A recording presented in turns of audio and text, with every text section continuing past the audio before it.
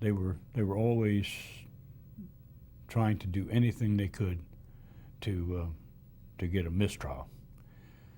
And one of the things that Hoffa and his entourage did was they would try to aggravate the deputies, make a deputy make a mistake, and say the wrong thing, or maybe even put their hands on them. And that was pretty tense because everybody knew what Hoffa was and what his entourage was, and excuse me, I don't know what's wrong with me this morning.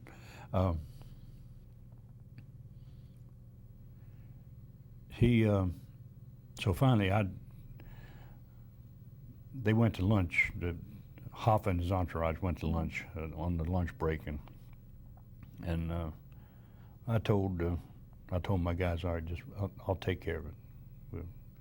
We'll get this thing settled one way or another. So I took the door to the courtroom when they came back from lunch, and figured if they were going to harass anybody, they could harass me. And I'm not looking for personal accolades here, because everybody that was involved in these things is pretty much equal. They all did the job. But I have, well, to a certain extent, I still do have a streak in me that I take chances sometimes. I say things that maybe I shouldn't sometimes. So I stood in the doorway when they came back, and old Jimmy Hoffa said, looked at his entourage and said, "Well, look, they've got the boss out here." And I just stood there, and I was looking straight ahead, and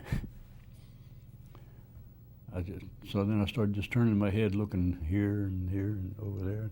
And I said, is somebody talking to me? And, Hoffa was short, built like a bull, but short. I fully expected to get hit. And when I said, somebody talking to me? And I said, oh, there you are down there. He turned purple, but he didn't hit me. I expected to get hit. I thought, yeah, he couldn't. I didn't think he could control himself.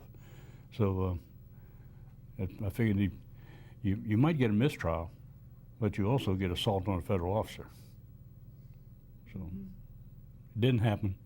So the trial went off, and he was convicted there.